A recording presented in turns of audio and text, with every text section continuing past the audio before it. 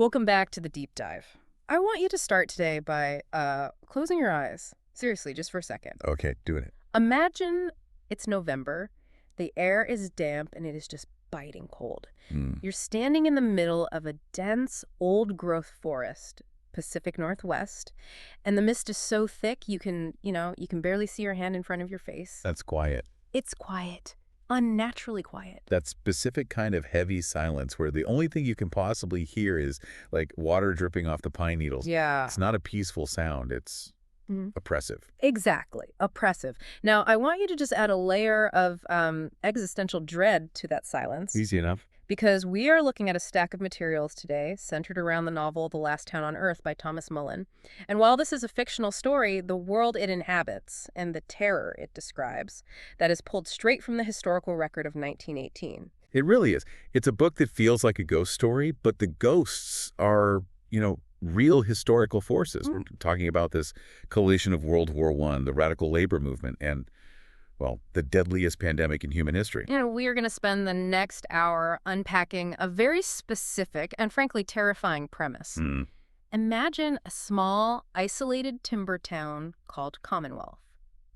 They look at the world around them, a world that is, and this isn't an exaggeration, literally rotting from a plague, and they make this radical decision. A completely radical decision. They decide to do the impossible. They lock the door. They quarantine the entire town, no one in, no one out. They just sever all contact with the outside world. And it sounds smart, right? It sounds totally logical. But what we're going to find in this deep dive is that when you lock the world out, you also you lock yourself in. In with your own fears, your own secrets. And your own darkness. This isn't just a story about a virus. It's a case study on the sociology of fear. How does a utopia turn into a fortress? And at what point does protecting your own become, a crime against humanity? That is the central question. Yeah. And to even begin to understand the answer, we have to understand the sheer magnitude of what they were running from. Yeah. I think modern readers, even after everything we went through with COVID, we struggled to grasp just how apocalyptic the 1918 Spanish flu really was. So let's establish that baseline. Before we even get to the town of Commonwealth, the source material starts us in the quote-unquote real world, in a neighboring town called Timber Falls. And the author, Mullen, he uses this town as a stark before picture. It's the cautionary tale. You have to understand, in October and November of 1918, the Spanish flu wasn't just making people sick. No. It was dismantling civilization. It was just pulling it apart at the seams. The source describes a doctor driving through Timber Falls on a Sunday at noon. Now, give us the sensory details here. What should Sunday noon in 1918 look like? It should be bustling, right? It should be. Church is just letting out. People are walking home for Sunday dinner. Kids are playing in the street. It's the social peak of the week. It is. But in the book, the streets are dead silent. The text calls it a graveyard silence. Exactly. There are no cars, no pedestrians. All the shops are shuttered. And there's this oppressive atmosphere described in the notes. The doctor drives past these row houses. Yeah. And the description is incredibly heavy. It says the houses look like they were sinking into the mud. That's such a powerful image, sinking into the mud. It feels like the earth itself is just trying to swallow the town whole. It's a metaphor for the total collapse of the social structure. The text even describes 5 narrow buildings leaning against each other in their grief. Wow. It's personification. Even the architecture is depressed. Yeah. But the real horror, the truly gut-wrenching part, is what's happening inside those houses. Okay, so let's walk through the door with the doctor. Because the medical reality that's described here is, well, it's gruesome. This isn't a sniffle and a fever. No, it's not. And this is where we need to get a little technical to really understand the fear. The 1918 flu, specifically that H1N1 strain, it had this horrific signature called heliotrope cyanosis. Heliotrope cyanosis. Okay, break that down for us. Well, cyanosis is when the skin turns blue because of a lack of oxygen. But in 1918, it was extreme. The source describes victims whose earlobes, lips, and nostrils had turned a deep, dark blue. Almost black. Almost black, yeah. It was named after the heliotrope flower, which is this deep purple-blue color. There's a line in the book about a woman the doctor finds. She's dead. And the text says the blueness had fully consumed her. It says it was impossible to guess her age or even her race. Think about what that means. The virus literally strips away your identity. You aren't a person anymore. You're just a vessel for the disease. The text says she resembled a burn victim. A burn victim. That's how violent the suffocation was. Their lungs were filling with fluid so fast, I mean, they were essentially drowning on dry land. And it wasn't the people you'd expect to die, right? I mean, Right. usually the flu kills the very old and the very, very young. It's that U-shaped mortality curve. Exactly. But 1918 had what epidemiologists call a W curve.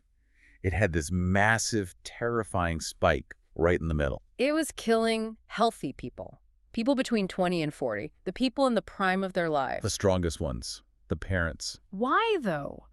Why would a healthy 25-year-old logger just drop dead in 2 days while his grandfather might survive? It's called the cytokine storm. Well, basically, the virus was so aggressive that it triggered the immune system to just completely overreact. So a strong, healthy immune system. Would send too many white blood cells and fluid to the lungs to fight the intruder, just flooded the zone. So ironically, the stronger your immune system was, the faster you drowned in your own fluid. That is terrifying. Your own strength is what kills you. And that's what creates the specific sociological horror we see in Timber Falls. The doctor isn't finding dead grandparents. He's finding dead parents. It leaves the children. There is a scene in the parlor of that house that really, really stuck with me. The doctor walks in, and there are these two little girls. This scene is just heartbreaking. I mean, you have two toddlers, basically, just tiny, and they are wearing adult clothes, these oversized shirts, just dragging on the floor. Because presumably no one has been able to dress them or do laundry in, what, a week? A week, maybe more, and they're starving. Just starving. They're eating a loaf of rye bread, just gnawing on it. And the text notes they're eating ravenously. Meanwhile, in the next room, their parents are either dying or already dead. It's a total breakdown of care. Absolutely. Yep, it's chaos. It's not just that people are sick. It's that the entire mechanism of society, parents caring for children, neighbors checking on neighbors, it is completely stopped. It's ground to a halt. The source mentions a line. It's something like, the sick were condemned to their homes and the healthy weren't venturing outside. And that's the key. Fear had severed the bonds of community. Everyone was an island. If you heard screaming from the house next door, you didn't go help. No, you locked your door tighter, you boarded up your window. So this is the context. This is the world outside. If you are a listener trying to judge the town of Commonwealth for what they do later, you have to keep this image of the starving children and the blue bodies in your head. Right. When they decide to lock the gate, it's not paranoia. Yeah. It's a rational response to the end of the world. So let's leave the horror of Timber Falls. Let's, get in the car and drive 15 miles away, deep into the evergreen woods, to the town of Commonwealth. Yeah. Because this place is different. It's unique. I mean, first, geographically, it's isolated, 50 miles northeast of Seattle, past a road that's described as long and forbidding. Right. But politically, it's on another planet. The notes say there's no mayor, no sheriff, no church, not even a saloon. No saloon. In the logging town. It's a mill town, but it's not a company town in that traditional oppressive sense. Right. And to understand Commonwealth, you really have to understand the man who built it, Charles Worthy. Great name for an idealist, by the way. Worthy. A little on the nose, sure. But his backstory connects us to the other massive historical thread here, which is the labor movement. Charles is the son of a very wealthy timber baron from Everett, Washington, but he's the black sheep of the family. And the source references the Everett Massacre of 1916. We need to stop and unpack that because the book just kind of assumes we know what it is. What happened in Everett? It was a bloodbath. A complete bloodbath. In 1916, you had the IWW, the Industrial Workers of the World, or the Wobblies. The Wobblies, yeah. And they were fighting for really basic things. An 8-hour workday, better sanitary conditions in the camps, just fundamental human dignity. They took a boat called the Verona to Everett to support a local strike. And the local authorities were waiting for them. The sheriff and a deputized mob of citizens, who were mostly, hired goons for the mill owners, they opened fire on the boat as it docked. On the boat. On the boat. At least 5 workers were killed, probably more fell into the water and drowned. Dozens were wounded. And Charles Worthy, in our story, he watched this happen. His own father and brothers were likely the ones hiring the goons. Exactly. He saw the naked violence of unchecked capitalism. He saw that the company town model was essentially just feudalism. You work for the boss, you live in the boss's house, you buy food at the boss's store. With the boss's fake money, with scrip. With scrip, you're a serf. You're not a free man. So Charles says, I'm out. He takes his inheritance, buys a huge patch of land in the middle of nowhere, and decides to build an intentional community. He wants to prove a point. He wants to prove that you can run a profitable mill without exploiting people. In Commonwealth, the workers are paid in U.S. dollars, not scrip. They can buy their own homes. They work decent hours. It's a hybrid. It's like a socialist haven that's powered by a capitalist engine. It's a utopia. Or, it's trying really, really hard to be one. It's a fragile utopia, though. It's incredibly fragile. And that's important. The people who live there aren't just employees. They're believers. They walked away from the real world because they believed there was a better way to live. Which makes the arrival of the flu so much more poignant, right? They've already isolated themselves ideologically from the rest of the world. And now they have to decide if they want to isolate themselves biologically. Which brings us to the characters who are going to have to enforce this isolation. We need to talk about Philip and Graham. The two poles in the story. Let's start with Philip. He's 16 years old. He's Charles Worthy's adopted son, but he's not exactly the rugged lumberjack type. No, and that's his primary source of insecurity. Philip is physically disabled. The text mentions he has a bad foot, and he wears a wooden block in his boot to even out his gait. He has very noticeable limp. So in a town built on physical strength, he can't fell trees, he can't haul timber, he works in the office. Graham calls it class work. Philip is the pencil pusher. And in a town that values physical labor, that values sweat and muscle, Philip feels like a total outsider. Plus, he's the boss's son. Right, which isolates him. And he's disabled, which isolates him further. He is just desperate to prove that he's a man in this world of men. And his model for manhood is Graham. Graham is everything Philip isn't. He's 25. He's a mill foreman. He's big. He's strong. He's stoic. He ran away from his home in Kansas when he was just a kid, so he's completely self-made. But the relationship isn't antagonistic. It's really sweet in a way. It is. Graham is a mentor. He takes Philip out hunting. He teaches him how to shoot. He sort of protects him from the mockery of the other workers. A big brother figure. Absolutely. Graham projects a lot of his own need for family onto Philip. He sees him as a little brother. It's clear he's compensating for the family he left behind. So you have the frail, thoughtful, idealist boy and the rugged, pragmatic protector. A classic dynamic. And it's this pair that is going to be standing at the gate when the world comes knocking. But before they get to the gate, the town has to make the decision. And this is part 3 of our analysis. The town meeting. This scene is really the pivot point of the whole novel. The town packs into the meeting hall. The air smells like fir trees and, nervous sweat. Very nervous sweat. Charles Worthy and the town doctor, Dr. Baines, get up on stage. What is the vibe in that room? It's just high anxiety. Remember, they don't have the internet. They don't have CNN. They have rumors. They have newspapers that are weeks old, maybe. Right. Dr. Baines tells them what he knows. The flu is destroying Boston. It's destroying Philadelphia. The draft has been halted because it's spreading so fast in army camps. And Baines is honest, which, is probably a mistake if you want to keep people calm. He's brutally honest. Yeah. He admits he is guessing. He says, I think it might burn out in a month, but I don't know. And that uncertainty is pure fuel for panic. If the doctor doesn't know, who does? So the debate opens up. And I love that the author doesn't make this easy. It's not just lock the gate. There are real valid arguments against it. Oh, absolutely. First, you have the economic argument. If they lock the town, no timber goes out. If no timber goes out, no money comes in. Charles Worthy is rich, but he's not infinitely rich. He asks the workers to trust him, to work for IOUs. That's a huge ask. Keep working hard, and I promise I'll pay you, eventually. For men who have been burned by bosses their entire lives, that's a tough pill to swallow. But then you have the argument about liberty. There's a worker who stands up, a guy who probably fled a camp with armed guards, and he says, you want to put guards at the edge of town. That sounds a hell of a lot like a prison camp to me. And that has to sting Charles. I mean, it cuts right to the core of his entire project. He built this place to be the opposite of a prison. If you build a wall to keep people out, you also build a wall that keeps people in. Are they still a free community if they are under armed guard? And then the emotional hammer drops. The family issue. The men with families back in Timber Falls, they visit them on weekends. They bring them money. And Charles draws a line in the sand, a really hard line, he says. You have to choose right now, in this room. If you leave to see your wife in Timber Falls, you cannot come back. If you stay, you cannot see her until this is all over. That's That's unimaginable, choosing between your livelihood and your family. A brutal, brutal choice. Yeah. But the thing that sways the room, the thing that turns the tide, Yeah. it isn't Charles's money or the doctor's science. It's Graham. Graham stands up, and people listen to Graham. He has their respect. He's the bridge between management and the workers. Mm. And he says he hates the idea. He hates the walls.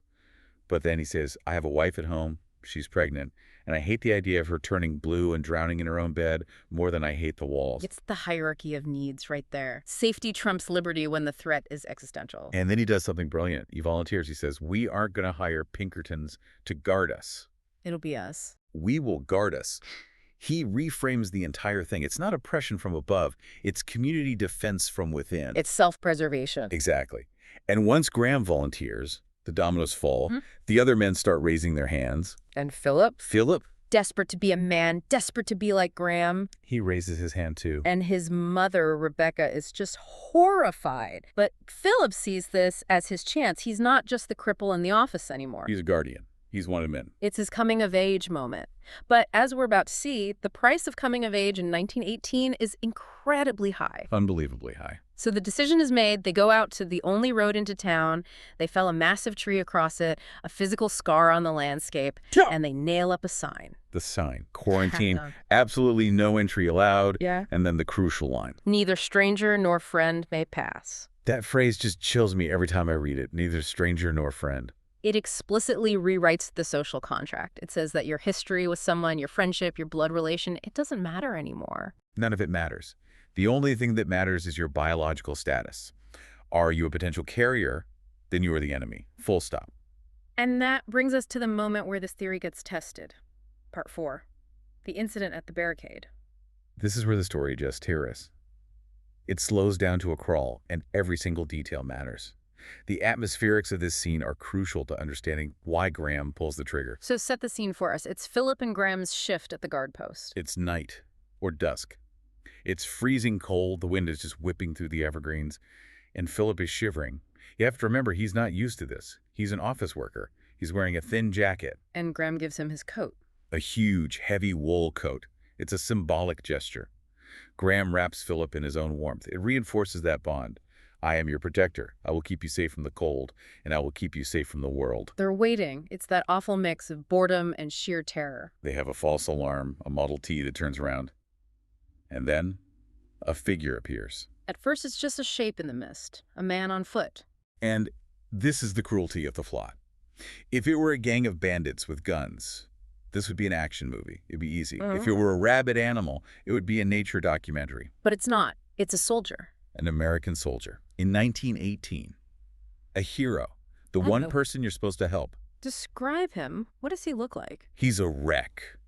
A total wreck. He's limping. His uniform is filthy and torn. His hair is long and matted. He looks like he's been wandering through the woods for days. He walks right up to the tree, the barrier, and he reads the sign. He hesitates. Just for a second, you can see him processing it, but then he climbs over. That is the first violation. He has crossed the line. He has defied the sign. So Philip and Graham start shouting, "Stop! Quarantine! Go back!"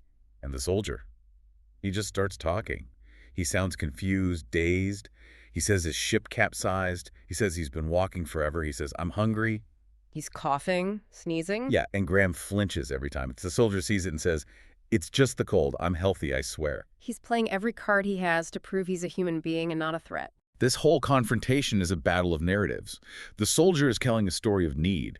I am a starving patriot who deserves your help. But Graham is telling a story of survival. You are a biological weapon that will kill my wife and my unborn child. And Graham is rigid. He just keeps repeating the rule. I would if I could, but I can't. He's trying to convince himself as much as he is the soldier. He's got a picture of Amelia, his pregnant wife, in his head. He knows that if he lets this man pass and Amelia dies, it's on him. It's his fault. The soldier gets angry. He sees Graham healthy, well-fed, standing safe in his little utopia, and he gets bitter. And he says the thing that's designed to wound. So I guess you didn't get drafted. Lucky break for you. Ooh. That's the class critique coming right back.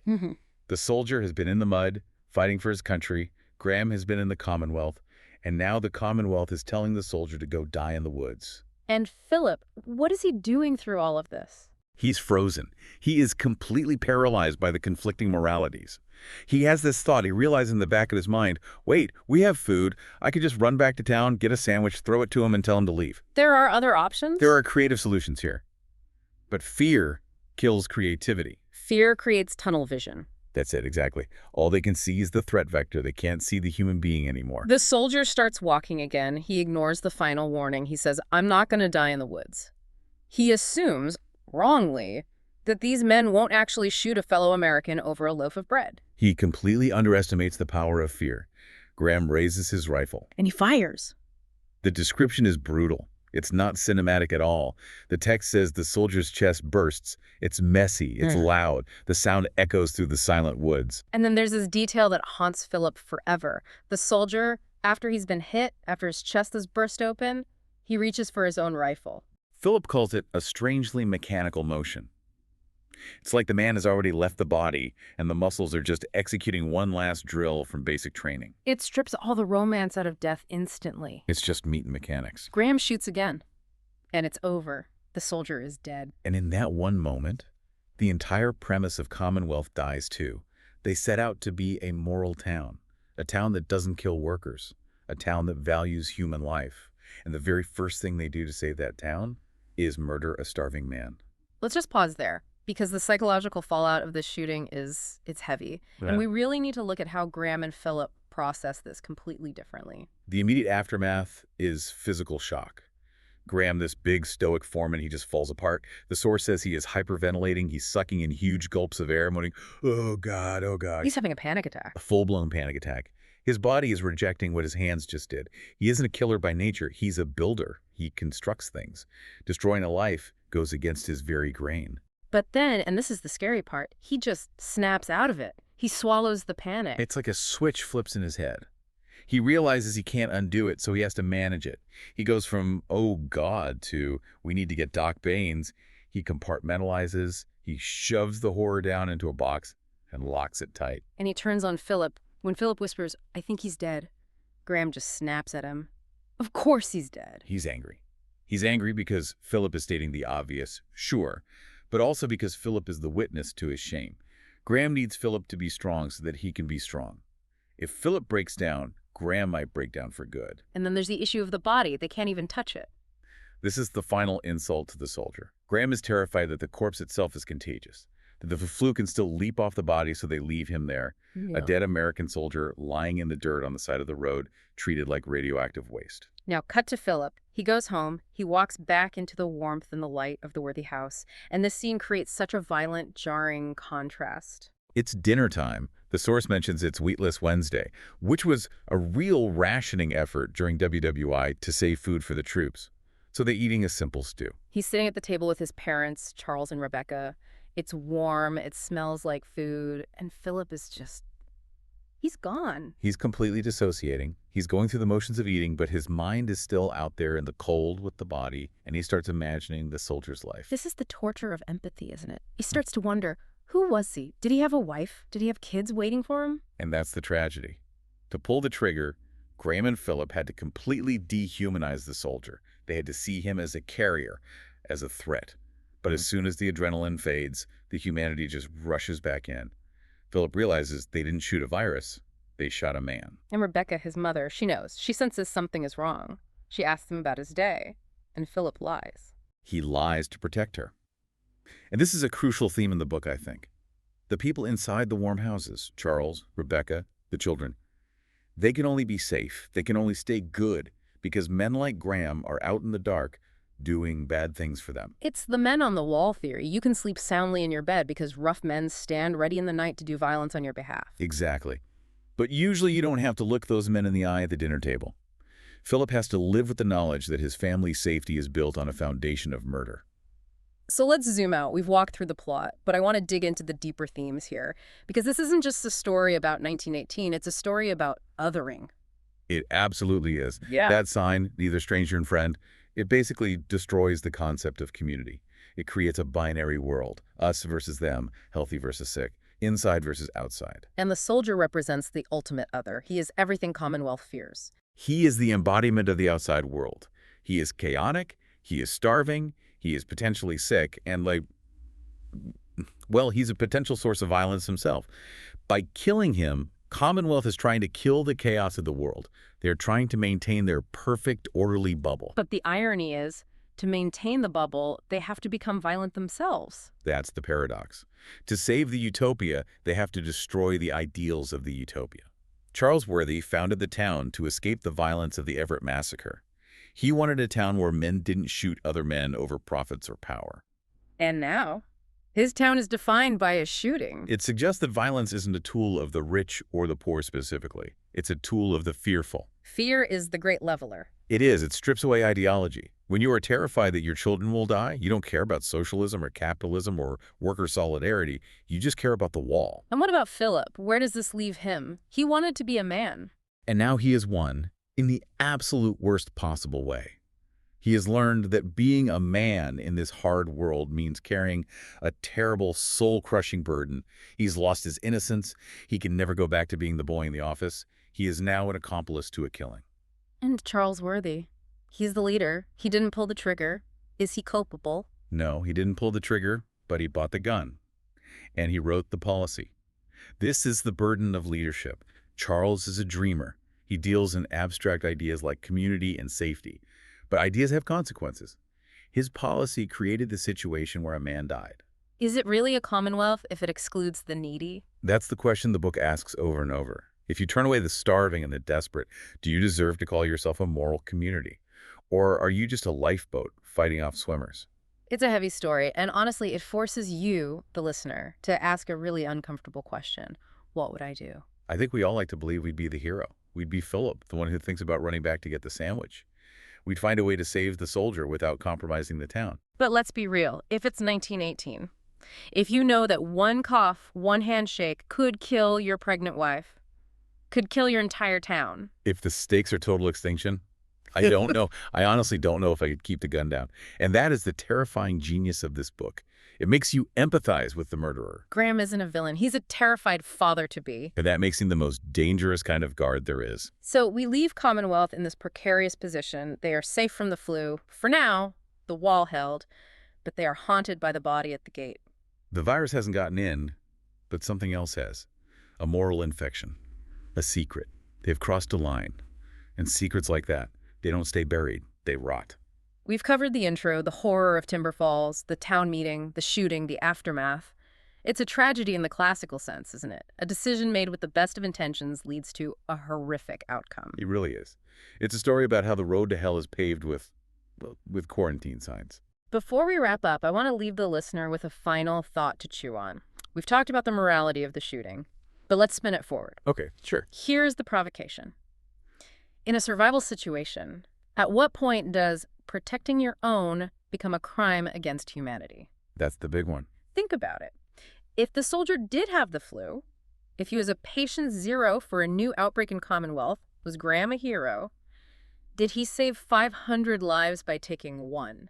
From a purely utilitarian perspective, maybe you could make that argument. But if the soldier was just hungry, if he was truly healthy and just desperate, Sure. then is Graham just a murderer? And more importantly, can a community built on the foundation of such a secret ever truly survive? Or is it destined to rot from the inside out, just like the town they are trying to escape? That is the question. And I think the answer might be that the virus isn't the only thing that can kill a town. Fear can do the job just as well. Deep thoughts for a deep dive. Thank you for joining us in the woods of Commonwealth. It's a cold place, but a fascinating one. We'll see you next time. Stay safe out there.